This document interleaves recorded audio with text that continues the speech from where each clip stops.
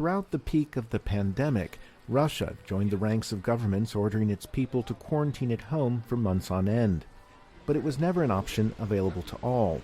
Noshlezhka, or Night Shelter, is Russia's oldest charity, providing aid to St. Petersburg's homeless population, estimated at some 15,000 by authorities and more than 3 times that amount by charity organizations.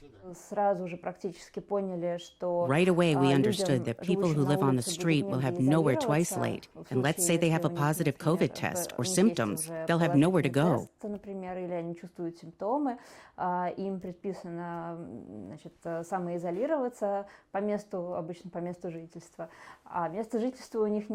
Nowhere to go because many lack the official documentation, such as a passport, necessary to reclaim their lives. Meanwhile, aid groups like Noshlezhka found their traditional work, like offering meals and beds, further hampered by pandemic conditions and lockdown rules. At one point, we even started covering the salary of a restaurant chef who had previously prepared food donated from his cafe, and so we kept him on the job so he could prepare food for our care recipients while his restaurant was closed to customers.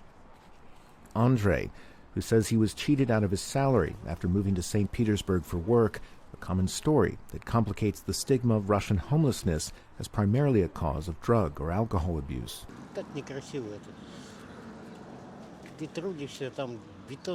It's not right. You work so hard pouring the cement and then they don't pay you. It was only later that I fell into alcohol out of despair.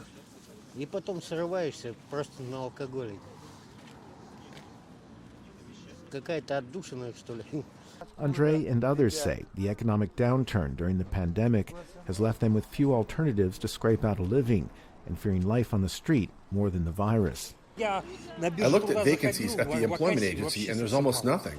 You look at those newspapers advertising jobs and there's only one. These are stories of hard times with few easy solutions, but also of communities coming together. Despite growing government suspicion of Russia's NGOs, Noshlezhka's ranks of volunteers and donations have swelled during the pandemic.